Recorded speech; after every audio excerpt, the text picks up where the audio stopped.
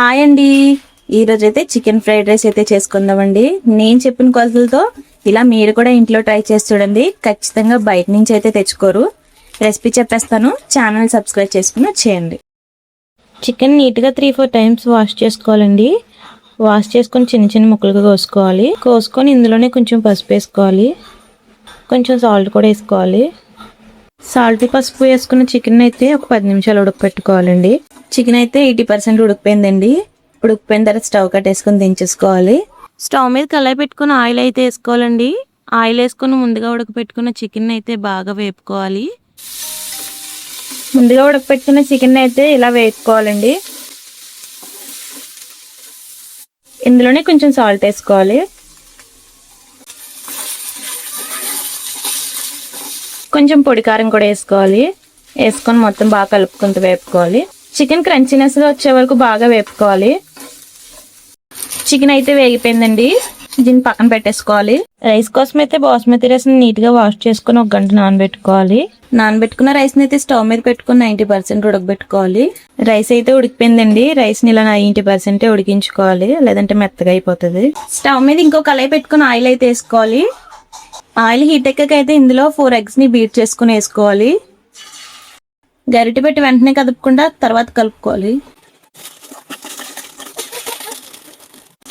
ఇలా వేపుకోవాలి. వేపుకున్నదాన్ని చిన్న చిన్న ముక్కల కింద చేసుకోవాలి. ఫ్రైడ్ రైస్ కోసం ఏం చేసినా ఆయిల్లో పెట్టే చేసుకోవాలి. ఎగ్స్ అయితే వేగిపోయాయి, వీటిని పక్కకు తీసుకోవాలి. ప్యాన్లో ఇంకో కొంచెం ఆయిల్ వేసుకోవాలి. ఈసారి కొంచెం ఎక్కువగా వేసుకోవాలి. ఆయిల్ హీట్ ఎక్కాక ఇందులో పచ్చిమిర్చి అయితే వేసుకోవాలి. బీన్స్ కూడా వేసుకోవాలి. క్యారెట్ ముక్కలు మొత్తం బాగా కలుపుకోవాలి. ఇవన్నీ 50% ఉడికితే చాలు, బాగా ఫ్రై చేసుకునే అవసరం లేదు.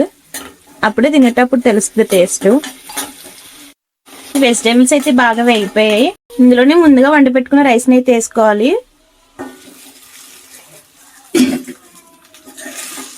వేసుకొని మొత్తం ఒకసారి కలుపుకోవాలి. పక్కన పెట్టుకున్న చికెన్ ఎగ్ని కూడా వేసుకోవాలి. మొత్తం అన్ని అడుగు నుంచి బాగా ఒకసారి కలుపుకోవాలి.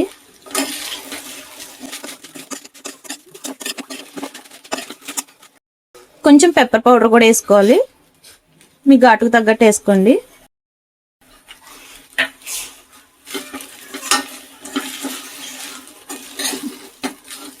సాల్ట్ కూడా వేసుకోవాలి. వేసుకొని మొత్తం కలుపుకోవాలి. హై ఫ్లేమ్లోనే చేయాలి మొత్తం, అప్పుడే టేస్ట్ బాగుంటుంది. చివరిగా కొత్తిమీర వేసుకొని దించేసుకోవడమే. అంతేనండి, ఎంతో ఈజీగా ఇంట్లోనే రెస్టారెంట్ స్టైల్ ఫ్రైడ్ రైస్ అయితే రెడీ. చికెన్ ఫ్రైడ్ రైస్ అయితే రెడీ అండి. నచ్చితే మీరు కూడా ఒకసారి ట్రై చేయండి. ఎలా వచ్చిందో కామెంట్ చేయండి. ఛానల్ సబ్స్క్రైబ్ చేసుకుని వెళ్ళడం మర్చిపోకండి. మా ఛానల్ కొత్తది కాబట్టి మీ ఒక్క సబ్స్క్రైబ్ మాకు చాలా పెద్ద సపోర్ట్. మీ ప్రేమ కాబట్టి ఇప్పుడే spice up with Sai channel subscribe చేసి మా ఫ్యామిలీలో భాగం అవ్వండి.